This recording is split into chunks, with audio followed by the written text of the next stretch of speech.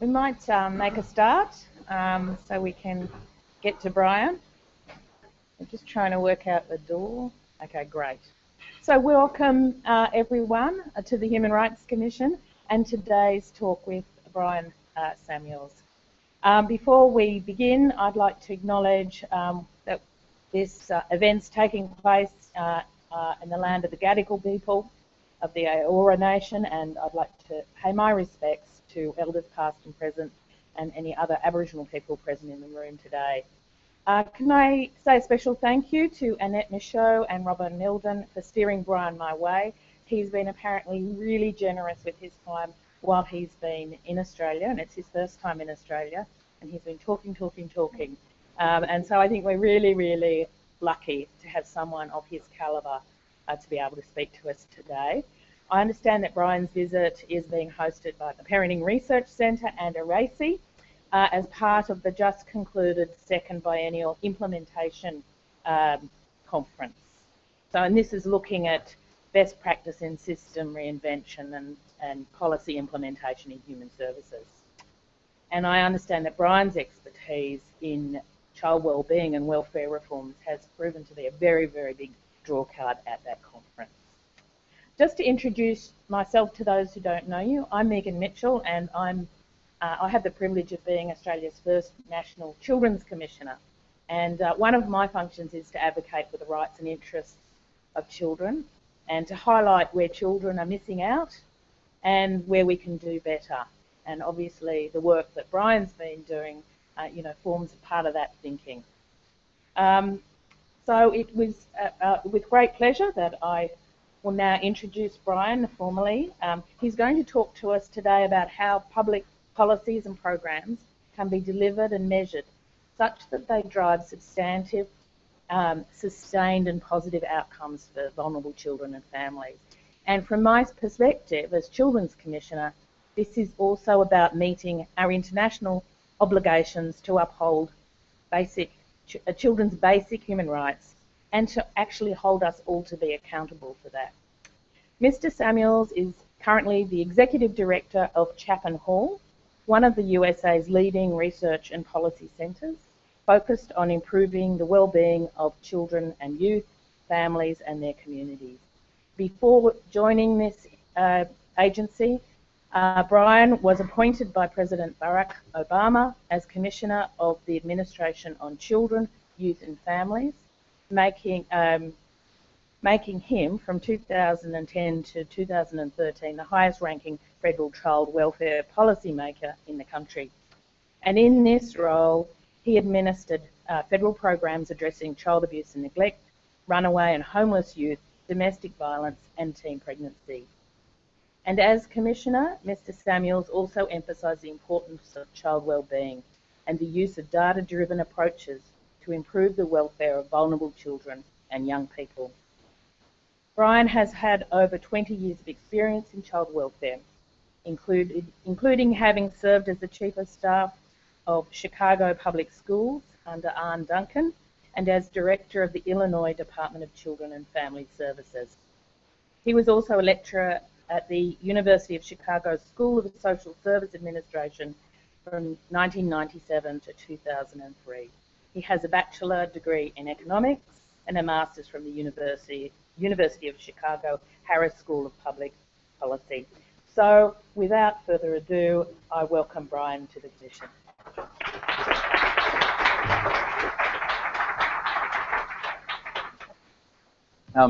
Thank you very much for that very gracious introduction. It's a unique opportunity to spend time outside the U.S. Talking with really informed, committed individuals trying to find better solutions for outcomes for kids, making sure that we're using our public resources as wisely as we can to ensure that children not just have their rights protected, but have the prospects for a better life. And a good deal of what I'll talk about today is about moving systems towards really promoting better and more positive outcomes for children, particularly the most vulnerable children, who in the U.S. Often are those who entered the child welfare system. While I did spend about 4.5 years in Washington, D.C., as Administration on Children, Youth, and Families, I thought that this presentation today ought to focus more on the 4 years that I ran the child welfare system in the state of Illinois.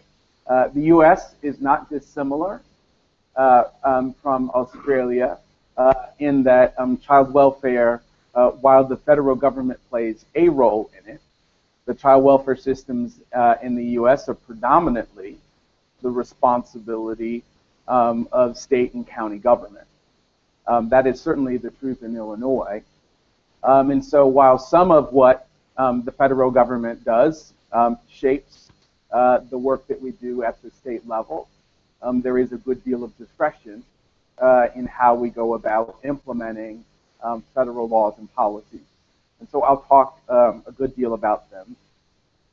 Ultimately, talk some about the essential lessons learned from those experiences, and do so not for the purposes of saying that Australia ought to do what we did in Illinois, but instead to provide examples of how change can occur, the circumstances under which change occurs, and provide some examples of the way in which we went about changing the system, in the hopes that there is something that comes from that experience that is useful here in Australia, and that may, in one shape or another, influence the way you approach reform in your country.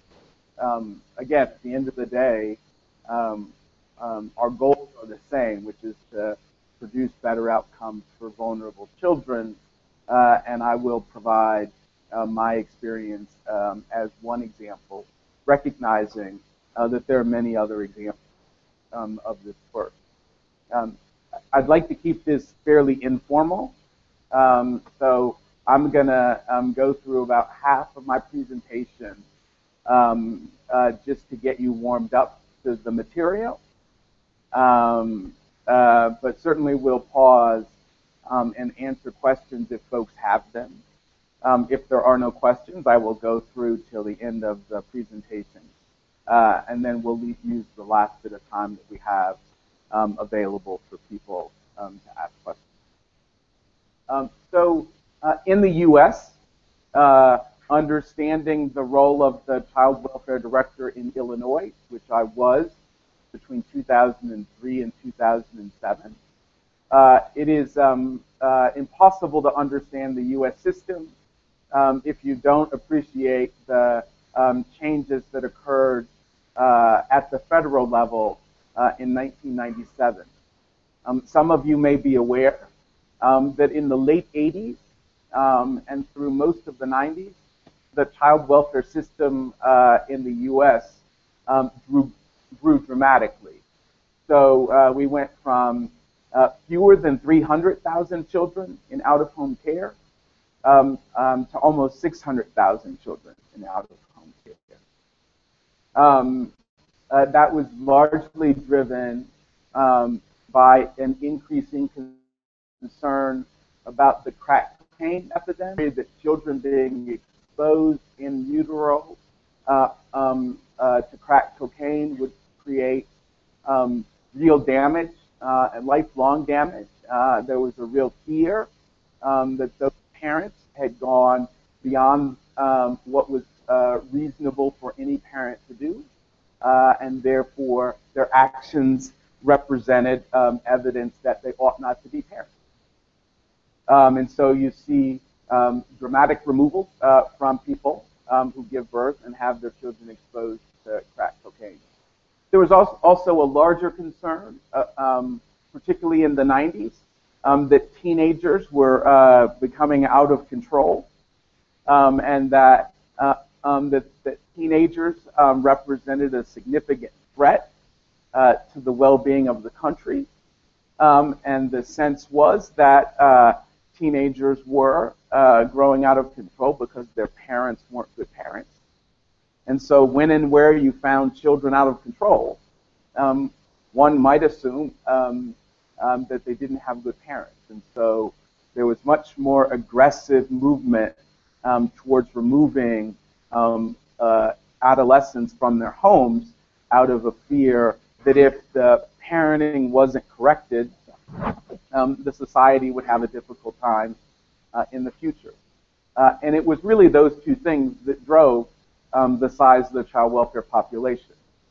In 1997, the federal government, who make a considerable contribution to child welfare in the U.S., reached the conclusion that the growth was unsustainable, that the pace at which the child welfare system was expanding was beyond the resources of the federal government and state government. And so the federal government stepped in and passed something called the Adoptions and Safe Families Act. And they did that for the purpose of reducing the growth with the hopes that they could reduce the size of the overall population. And so when you look at the Adoptions and Safe Families Act, it lays out a set of principles that really have driven child welfare in the states for the better part of the last 15 years or so. So the first principle that the legislation clearly articulated was the right for safety, that all children had a right to be safe, and that child welfare agencies that received federal funding had to assure that under whatever circumstances they were involved with children, that there was an assurance that the states were taking steps to make sure that children were safe. At the same time, there was a second principle, and that second principle was that children should not grow up in out-of-home care, that out-of-home care ought to be a temporary solution, that ultimately children grow and do their best when they grow up in families. And so the federal government set out a principle that said that child welfare ought to be a temporary experience. Specifically, they included in the legislation a requirement that said if a child was removed from their home for 15 out of 22 months, that the state had an obligation to ensure that the best interest of the child was determined. Said differently, that in the U.S., a child can be removed from their home, but that child can only be given to the custody of the state through the state court system. So what the Adoptions and Safe Families Act said was that within that 22-month period, the state child welfare agency had to present to the courts a plan for either that child returning back to their home or moving towards what in the U.S. Is considered termination of parental rights, or a movement towards guardianship, which is an alternative strategy to terminating parental rights, but that does, in effect, shift the custodial responsibilities from the biological parent largely to a relative who agrees to care for that child. So again, in the U.S., what that meant was that the state child welfare agency had to go before the court. They had to demonstrate that they made an effort to work with the parents to ensure that they received what they needed in order to be in a position to have their children back. They must present a recommendation to the court about how to proceed. And the federal law says not just that they have to present the plan, but that the court actually has to take action. That action ought to be documented in court records. And so in doing so, the federal government made clear that its intent was that foster care, out-of-home care, would be a temporary experience. It added a third principle, and that third principle was that states ought to demonstrate that they are seeking a permanent solution for the child the day the child is removed. There was a long history in the U.S.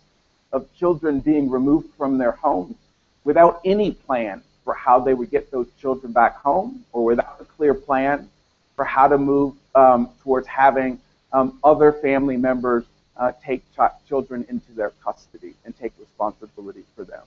And so during that history, children would stay in care for long periods of time. The courts would give parents more time to do the things that they needed to do in order to receive their children back. But the consequence was that children, in many instances, did grow up in the out-of-home care system. And at least in the U.S., the federal government made the determination that the parental rights ought not to supersede the rights of a child to a permanent family. And so in the third principle, what the government was saying was that going forward, the U.S. would balance the rights of the parent to retain the custody of their children with the rights of the child to have a permanent family. The fourth principle revolved around results and accountability.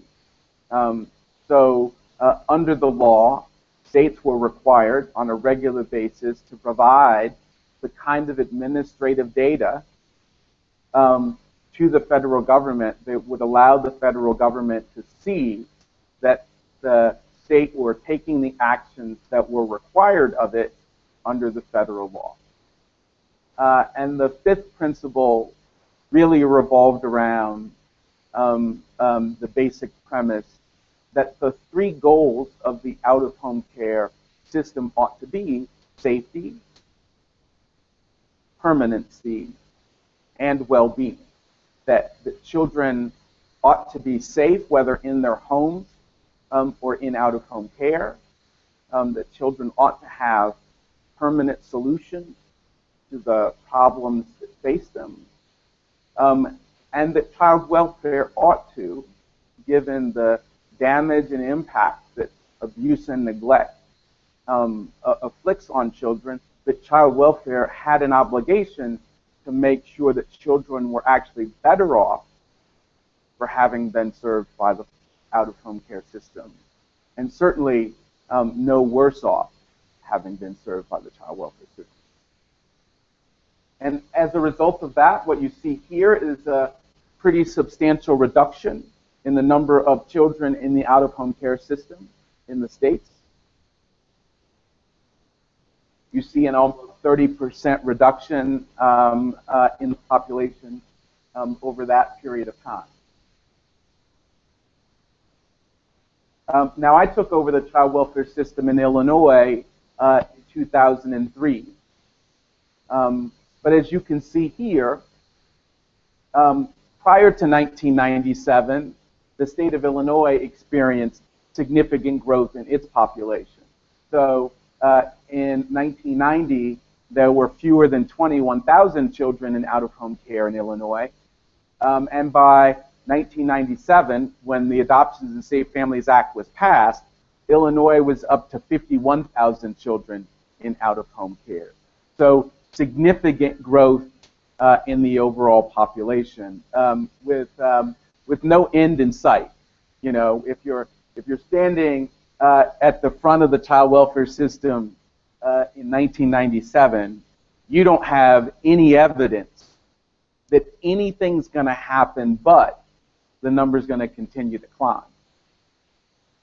And it was only after the Adoptions and Safe Families Act was passed and the state of Illinois invested significant resources in implementing the new federal policy that you saw a turn in the direction of the growth, and you saw a significant reduction in the overall size. The question is always, so what explains that growth? What specifically did the state do in order to achieve a reduction in the number of children in out-of-home care.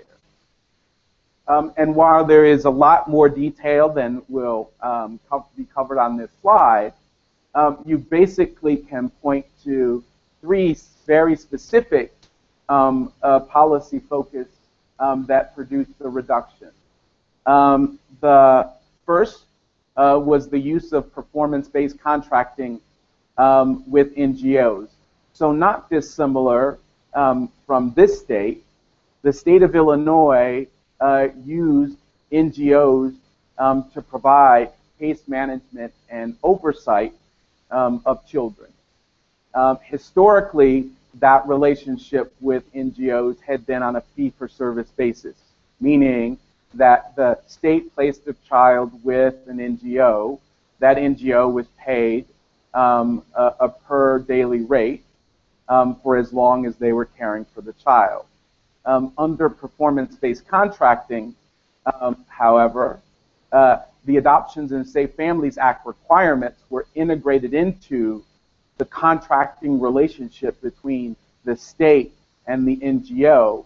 So no longer was just the state responsible for meeting the obligations under the Adoptions and Safe Families Act, but the NGO's contract was based on the premise that they too would work with the state to meet the obligations under the Adoptions and Safe Families Act. So it aligned the performance incentives with the Adoptions and Safe Families Act. It made a commitment to those NGOs that succeeded that they wouldn't actually be punished for succeeding, but that they would experience a reinvestment of resources into their agency and their capacity. What I mean by that is under the goal of reducing the number of children in your care, if you're an NGO with 500 children and you're responsible for them, and there's another NGO that's responsible for 500 children, and you perform well, it means that your numbers are actually going to go down for 500, which means that the resources that you receive through the contract that we have with you is going to go down. Whereas if you don't perform well, and the same number of children stay in your care, the resources that you get from the state remain the same. And so it was almost a disincentive high performance. And so performance-based contracting changed that so that as agencies succeeded, they still received a reinvestment allocation into their agency to reflect that they were performing better. It also was intended to reflect that even if you can reduce the number of children in your care, many NGOs still have fixed costs that have to be addressed. And so by reinvestment, it allowed those agencies to cover their fixed costs at the same time that they were pursuing permanent homes for children who were in out-of-home care. And there was a placement system in Illinois that incentivized performance. So I won't go into detail there, but it was an important part of the strategy. The second component of the strategy was a front-end realignment.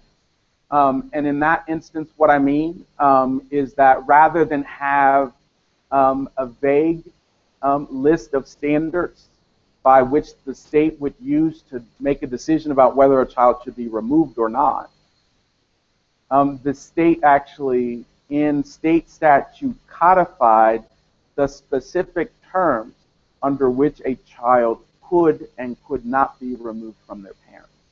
And by establishing a common standard that was used and applying that standard throughout the country, you actually saw fewer number of children entering out-of-home care. And then lastly, the state introduced subsidized adoption and guardianship.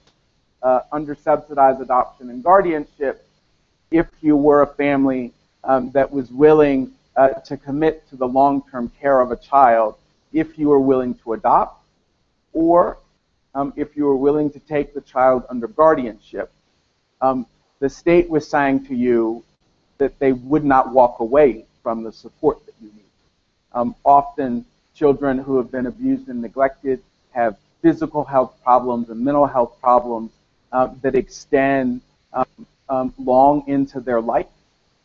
And under Illinois' policies, if you made a lifetime commitment to a child, the state continued to provide assistance in the cost of accessing mental health services and social services so that the families wouldn't have to bear the full brunt of the cost for caring for children that had higher than average needs. So you put those three policies together, implemented with a good deal of fidelity, and you see the significant reduction in the population. So when I arrived at the state to be the director, the work in Illinois was being described as a miracle. That there had been no such level of performance in any place in the country. The numbers had come down actually faster than they went up. And so, as you can imagine, if you're having this level of success, most people would argue that you just roll with it, right? That if you're a gambler and you're doing this well, right? You don't walk away from the table. You take the dice and throw them again because you think that things are moving in the right direction. People often wonder, were there immediate consequences to those reductions? And two ways to talk about those consequences. One is to talk about, as I indicated to you, we did a front-end realignment, meant that we codified specific standards under which a child would be removed. And what this data shows you is all 50 states plus DC and Puerto Rico. And what it is trying to show you is that as a result of the decisions that were made after 97, Illinois became one of the states that had the lowest removal rate in the country. So in Illinois, using the standards that were adopted, we take far fewer kids than most states do. However, many would be concerned that if you take fewer children, the result will be that more children who you chose not to take the first time will come back to you time and time again to be removed. And what this slide shows you is trying to show you that where we remove children and return them home, we didn't see a significant rate of those children coming back into care. So you saw the numbers come up, you saw them go down, and the fear was that if the numbers come down really fast, what will happen is those children will just circle back and come back into the state at a later date. And so this data is just showing you that even in the most recent information that we have, Illinois remains a state with one of the lowest re-entry rates in the country, so that the children that do exit care in Illinois don't significantly re-enter care compared to the other states.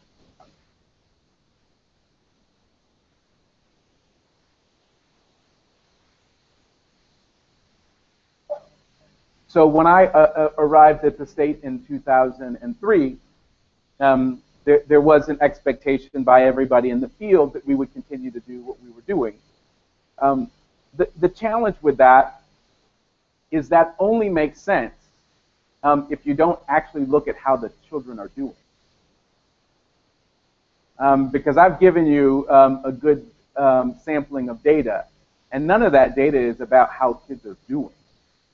It's about how the system is performing. And my experience of taking over the agency was that you had large numbers of children who had been in out-of-home care for long periods of time, and they were clearly demonstrating a level of emotional distress that is beyond what you would anticipate in a child population. So you saw this cascading effect of abuse and neglect turning into insecure attachments, emotional dysregulation, negative internal working models. You saw children that had very maladaptive coping strategies that resulted in poor social and emotional functioning and disturbed and negative relationships. These children were having a difficult time attaching to any adult. And that you saw very high rates of diagnosis of mental illness, in excess of 50% for the population that remained in care when I took over. And so even though Illinois could claim victory on being far smaller than it was 6 years prior, there was plenty of evidence that children themselves weren't doing better. And so from my perspective, there was still work to be done. Now the challenge in any policy-making position, particularly when a miracle has already occurred, is to not make the changes that are positive go away by introducing new policies, right? So it required considerable discretion to try to figure out how to maintain the aspects of the system that one would say are producing the kind of performance you want, and at the same time introduce other elements to the system so that you can begin to improve other performance metrics. And so for us to do that, we had to be able to move from this idea that we're just going to focus on the data and we were going to measure the data that was in front of us, to really having to move to much more of an evidence standard to understand why we were seeing the behavior problems that we were seeing, why we were seeing the poor attachment that we were seeing, why the cognitive problems existed the way they did. You know, that wasn't immediately obvious from the data about how many children entered foster care or exited foster care. And so it required us to move away from just the administrative data and dig much more deeper into the academic literature to gain a greater appreciation for where there was an opportunity to change. And so in doing that, we didn't limit ourselves to just the child welfare literature, but we looked across the literature to better understand these cascading impacts and to better understand what a child welfare system would need to do in order to change its direction and incorporate within it a set of policies and practices that would begin to ameliorate the damage that had been done by the abuse and neglect that children had been exposed to, and the trauma that is associated with having been removed from your biological family and placed in out-of-home care for a long period of time. So I'm going to pause there and see if I have said anything that raises questions for folks, or if anybody wants to point out any particular insight that one might have gained from the small number of slides that I've been able to cover so far. Questions? Yes?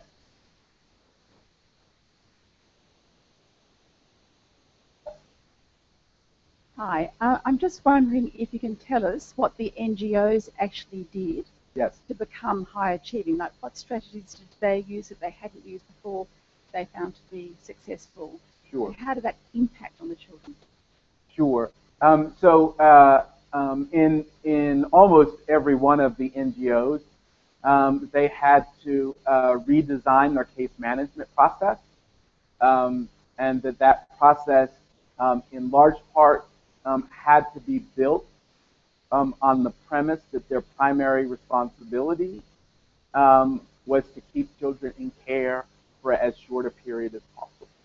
So they had to build case plans that weren't based on long periods of time in care, but their case plan had to be built on the premise that they were going to be in temporary care. So it meant that they had to develop a case plan that related to the biological parents in a different way, that they couldn't ignore the biological parents if they were going to try to get children back home.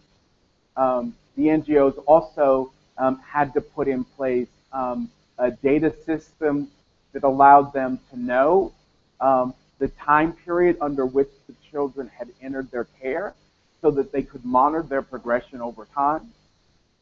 They also had to put into place much more rigorous efforts around monitoring their foster homes to ensure that children were experiencing more stable placements, that they weren't having to move children back and forth. And also put much more effort in connecting caseworkers to the foster homes, so that there was much more structured routines that occurred when the caseworker interfaced with the foster parent. Again, on the premise that they were making sure the child was safe and that they were making sure that the foster parent was doing their part of the work that would increase the likelihood that the child would move to permanent. And then ultimately, again, because in the U.S. We do have federal authority that allows states to terminate parental rights, the NGOs had to make critical determinations in terms of their recommendations to the court as it relates to whether it's in the best interest of a child to continue to wait for their parents to do the right thing, or whether there was sufficient evidence to demonstrate that an alternative to their parents were needed, and that they could provide sufficient documentation to the court that it ought to take action that moves in that direction. Yes?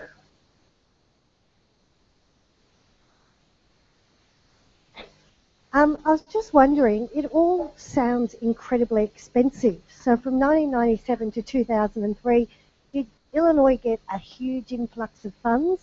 Because here in Australia, and I'm a children's lawyer, so I do deal with the survivors of the foster care system, and often the caseworkers are overloaded, the resources are not available. All the laws in the world, beautiful structured laws, don't help if you don't have funding. And the description you're giving of the role of those NGOs and those performance-based funding seems to me to be very costly, which, since 2008 particularly, but certainly yeah. So the past so a couple of things. I'm glad to answer your questions. The first thing is as I said from the beginning, I'm not suggesting to you that Australia do what the U.S. did. Just telling you a U.S. story so that you can extract what you think is useful, right? So I'm not arguing that you ought to adopt this model, but were you to do that, in the case of Illinois, it did not receive any more money beginning in 1997 that it had prior to that. The truth of the matter was that it was so expensive to keep that many children in out-of-home care. It was so expensive for children to spend 6, 7, 8, 9, 10, 11, 12, 13 years in out-of-home care. It's simply by making a decision to intervene for some families without removing their children, leaving the children at home and putting services home, that was more cost-effective than taking the child, waiting for the parents to do what they're supposed to do, and then giving the child back. So when I describe that front-end alignment, what I'm describing there is the department deciding to be much more precise about who they remove, and being much more precise about who is best suited to be served in the home. So that was a cost saving in and of itself, was to serve more families at home rather than removal. And the next one was simply by achieving greater rates of permanency, the per unit cost of the child, while the per unit remained the same, simply the number of children being smaller dramatically reduced the obligation.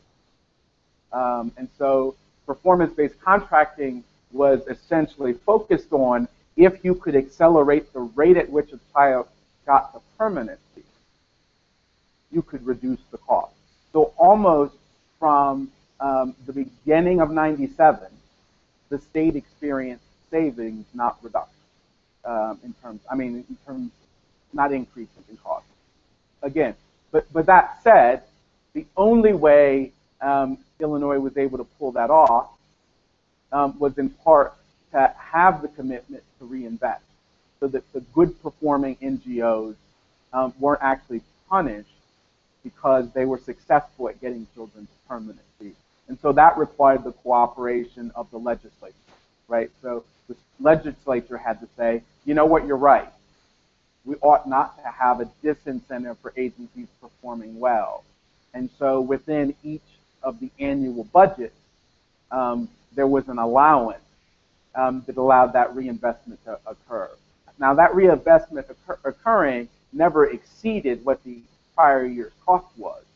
So even under a reinvestment strategy, the state still experienced significant savings. Again, if one were to try to apply that to here, you'd actually have to have a clear understanding of what your real costs are for children in and out of home care and what direction they're going in. You'd have to look more closely at the extent to which you're providing adequate services, and then begin to organize yourself around what are the kind of changes that one would make on the front door to decide when and where to serve children and their families more appropriately at home.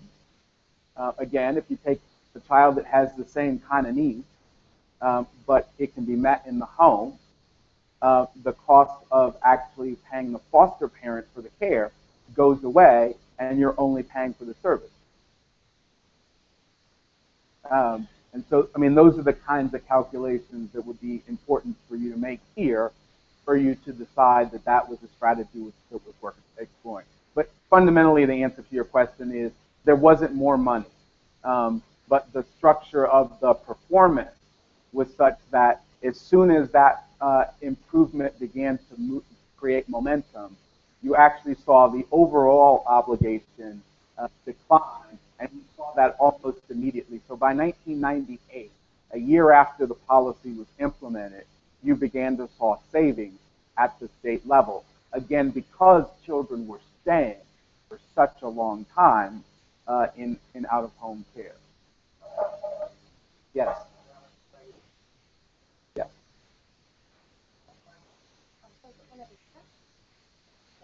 So we'll take one more, and then I will, and then at the end we can take more. Thank you. It's very interesting that you've measured performance of NGOs on how effective they are in transitioning kids into permanency. How does that match up against the measure of well-being? It doesn't. And to this point in the presentation, I haven't made the claim that it does. So you're spot on about where you're concerned, right? Again, the point of the pause was to say that we did have to make a change in strategy if we were concerned about the well-being of children. And so the more that we dug into the literature, the more we talked to people who had expertise, the better we came to understand that much of the problem that we were seeing in these bad outcomes for kids was really related to the interpersonal trauma that they had experienced at the hands of their caregiver, and the trauma of being exposed to being removed from their homes and being cared for quite literally by strangers, right? And so the more we began to understand what complex trauma looks like, what interpersonal trauma looks like, we began to see the behavior patterns and the bouncing from one place to another, the expensive costs that were associated with both physical health care and mental health care, that it became increasingly clearer to us that understanding the behavior in the context of trauma was a much better paradigm within which to understand than how one might improve well-being, right? So we were trying to figure out what was the source of the problem so that we could better target the issue in a manner that would lead to a different set of outcomes. So this is just a slide that shows you the documentation of the impact of interpersonal trauma across both behavior and emotions. There's another slide here that also shows you the documentation as it relates to the impact of interpersonal trauma on physical development and cognitive development. So it's well established about the consequences of maltreatment on a child's healthy development. And so our goal was then to begin to target those domains where we were having an effect. There's a growing body of literature around epigenetics. Epigenetics is the way in which one's DNA changes once it's exposed to the real world. And what you see in epigenetics is that there is a gene and environment interaction, which increases the likelihood of obesity under certain circumstances, which increases the likelihood of health, chronic health issues. And there's lots of evidence of an epigenetic effect on social and emotional well-being. And so I'm not going to spend a lot of time on the science, but there's plenty of science back there to support the fact that interpersonal trauma has a profound effect on a child's development. So we came to a set of conclusions. One was that focusing on permanency benefited most children, no doubt about it. However, long lengths of stay actually exacerbated the adverse childhood experiences that they had. That performance-based contract had its greatest value in achieving permanency and saving financial costs, but had no direct relationship to well-being. And that the children who were oldest and would age out of the system experienced significant challenges to achieving independence. And so we set out a set of goals around how we wanted to change the system. We wanted to address interpersonal trauma. We wanted to improve independent living skills and coping skills. We wanted to promote success in school and community. We wanted to build stronger relationships and focusing on the relational aspects of out-of-home care, and that we wanted to continue to seek permanent relationships. So we developed our own framework for talking about healing and recovery for children. And then we went about very specific policy and practice changes. So we redesigned performance-based contracting to include specifically measuring well-being impact, right? We also made a commitment to enroll every 3 to 5-year-old child in out-of-home care into early education because we knew of the cognitive benefits as well as the social and emotional benefits. We changed the placement system so that when a child was removed from their home, they were not removed from their school of origin, creating educational continuity and emotional attachment with their teachers and their community and all of the benefits that come with that. We implemented a comprehensive assessment of every child as they enter care, and we used the same validated instruments throughout the period that they were in care. So we could measure from the beginning of their entry into care across the key domains that we described whether children were getting better or getting worse. We also trained all foster parents and caseworkers on trauma-informed care. We redesigned the transitional living and independent living programs to specifically target preparing young people who had likely different outcomes with the skills they needed to achieve those different outcomes. We created a child location system for identifying all of the older youth who ran away from care, where they were far more vulnerable to bad stuff happening to them than when they were in care. We introduced a set of evidence-based interventions specifically around trauma. And we established a common set of outcomes that we would apply to any residential treatment program where a child in out-of-home care was placed. And those outcomes were intended to measure success not on the time that they spent in the residential treatment program, but whether they actually succeeded after they left the program, right? So we wanted to know, did they have more stable placements after they left? We wanted to know, were there higher rates of attendance at school after they left the residential program? We wanted to know, were there higher rates of permanency as a result of being in the residential program? So we made a significant number of policy and practice changes. All of these changes were done with the intent of retaining the success we were having about moving children out of care, but using the time while they were in care in a much more targeted, much more purposeful, much more outcomes-oriented way. Fast forward to, no, I'm going to pause on one, and then I'll go to the results so you can see whether we made progress. This is data that comes from the comprehensive assessment that we do for every child in the first 40 days entry into care. And this is just one of the components of the assessment process, and it looks at mental health problems and trauma-related problems. So we were looking at how many symptoms related to mental health that who were entering care, and whether we could find specific trauma-related symptoms in children entering into care. And we wanted to do it from a developmental standpoint. So if you start on the left here and work your way right, what you see here is children entering care between the ages of 0 and 6 showed a relatively low number of mental health or trauma-related symptoms.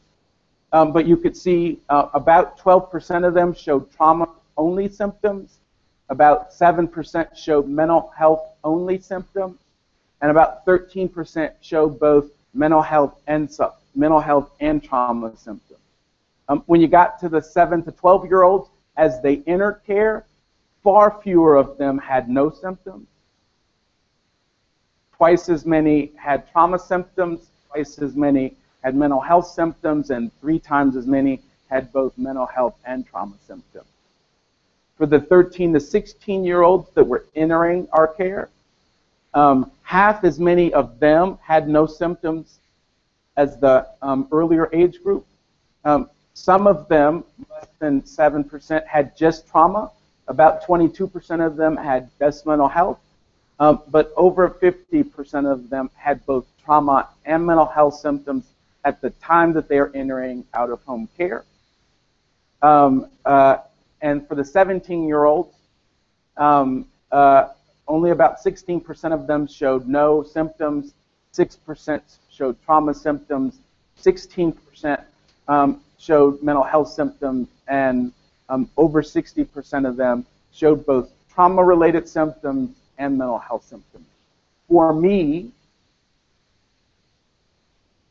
this is the face of maltreatment and trauma.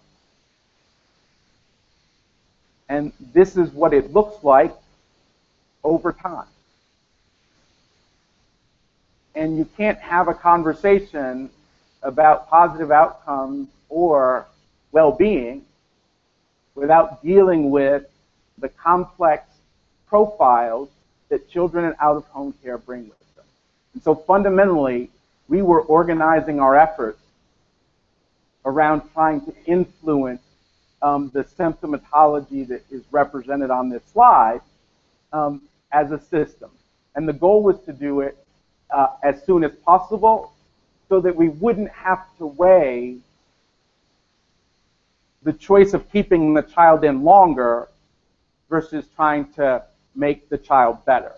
That by doing this from the very beginning, we were trying to accelerate the rate at which we could have a positive impact and not wait until the end to see if we did. To not wait until after the child had achieved permanency to see whether they were better off, but to actually have making a child better off part of the strategy for achieving greater rates of permanency. And so every child got one of these. Each of these screening activities were done by clinically trained social workers independent of the private agencies and independent of the state. So we got an objective review of the circumstances in which the child brought with them to the foster care system. I'm going to fast forward because of time. Again, I'll make these two slides and then answer questions on the balance. The biggest fear that people had when I started mucking around with their system, when I started playing with the miracle, the fear was that that would automatically mean that the numbers would go back up, that they would take their eye off the ball on permanency, and that well-being focus would mean that more kids would stay and they would begin to stay for longer periods of time. And so what this is intended to show you is that at least for the 5 years beginning in 2003 that preceded, another 6,000 children achieved permanency under the regime that we introduced. So it wasn't that we were trading a focus on a child's well-being for the continued effort to reduce the size of the out-of-home care population. And so in quick summary, the changes that we made ultimately produced lower caseload ratios. So that decline over time, intervening the way we did, reduced caseload for each worker from 20 cases down to 14 cases. We reduced the disproportionate nature of African Americans being in the system by almost 10%. We reduced the number of children that had run away from care by 40%. And for those that did run away, we reduced the amount of time that they away from care by 50%. We reduced the number of late child protection investigations because we had more parental cooperation by 60%. We reduced the distance between where the child was living, where the child was attending school. Prior to my coming into care, a child was being placed about 20 miles from where they were originally going to school. And by the time we implemented the strategy that we developed under my administration, we reduced that mileage from 20 miles down to less than 8 miles. That we reduced the amount of time that children spent in residential treatment by 20%. I already gave you some of the data on the overall decline in the population. And for the children who had received the trauma-based intervention, we had an independent study demonstrate that 70% of the children who received those interventions showed a clear and distinct improvement in the number of trauma or mental health symptoms that they were exhibiting as the result of receiving the services. So the moral of the story here is that you don't actually have to run away from data to manage systems better, but you also don't have to ignore the well-being of a child in order to achieve permanency. And if you're purposeful in using the time that you do have when those children when they're in out-of-home care, you can in fact have a meaningful and measurable impact on a child's well-being. All of this stuff happened in less than 4 years. And it happened without any new money. So I'm going to stop there and see if I can answer any of the questions with the time we have remaining. Yes? Yes?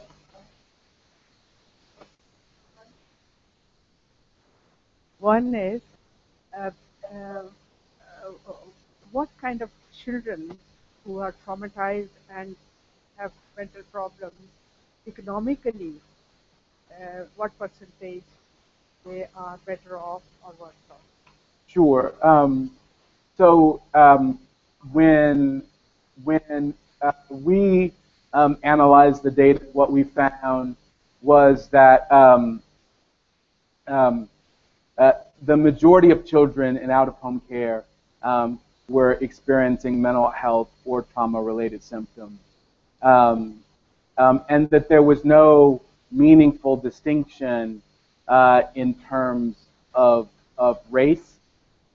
There was no meaningful distinction in terms of geography. You know, where you entered the system, whether you were growing up in the south part of the state of Illinois or the northern part of the state, there was no increased likelihood in one direction. And that the only meaningful difference between children who exhibited more trauma and mental health symptoms versus those that didn't, the only distinction between them was their age.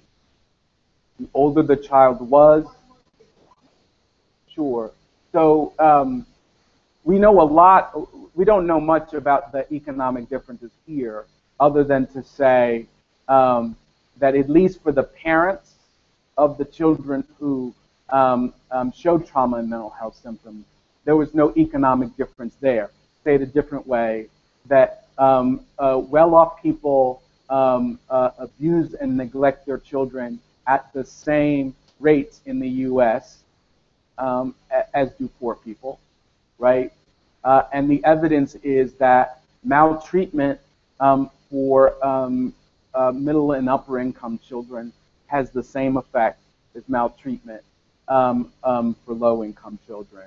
The distinction there is that middle and upper income people can seek out other services and aren't as vulnerable as being discovered around abuse and neglect by the public system.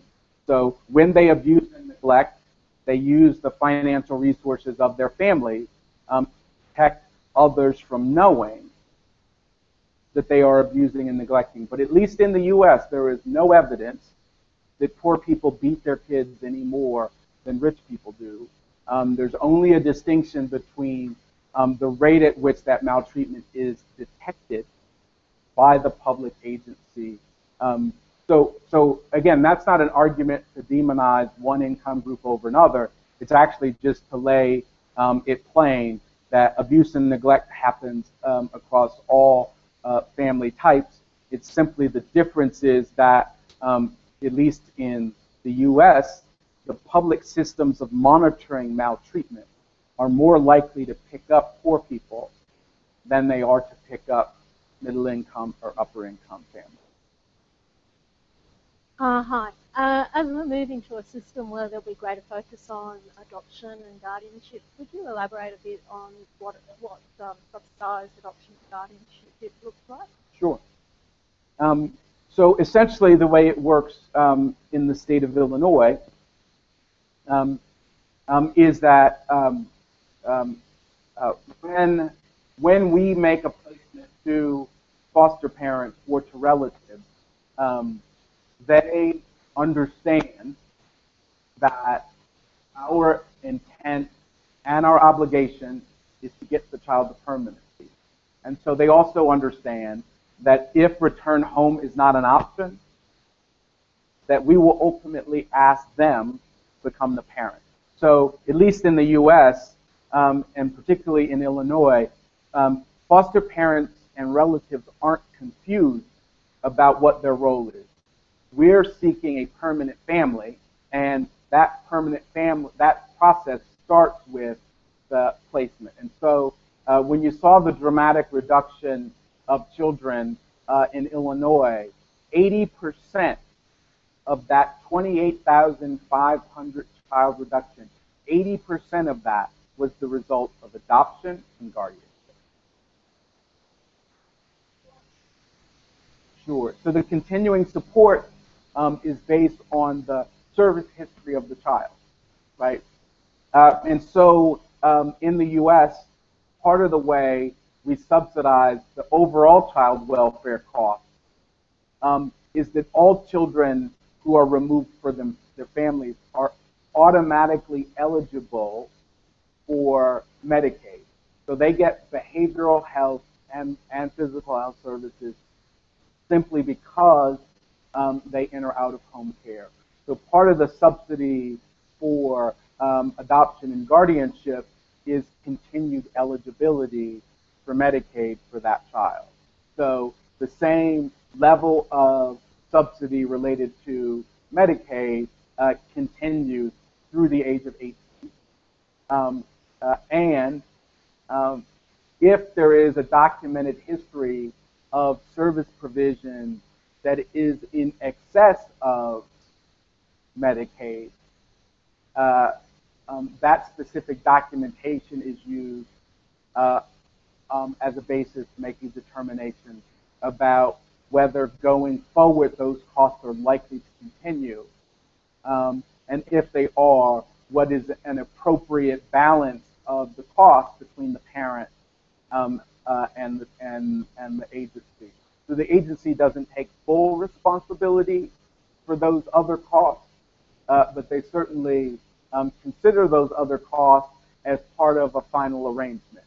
And when adoption or guardianship is agreed to, it becomes a contract that we sign with that family, and that it's a legal contract that documents the state's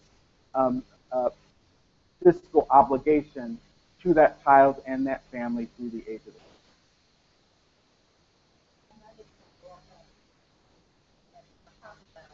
18. I want to thank Bryan. It's such a stimulating conversation with us here today. We've got much to learn. We too have we're about 1997 here. We have an out-of-control, out-of-home care system, over 40,000 kids now. Most of them stay till 18. Mm-hmm. And, you know, it's not sustainable. I get very frustrated. And one of the things I'm very interested in, but I'm not going to have time, is how the federal government got to be in a leadership position in this space, because that isn't something that happens in the same context. I might have a side conversation, and then how all the states then signed up to it. So because I think that's what we need. That's what we need. We don't need... I think it's actually another trip. Well, there's so much more in your experience that we could learn from, so I think we should be doing that. And I know you've been working really hard when you've been here, and I'm looking for that joy together and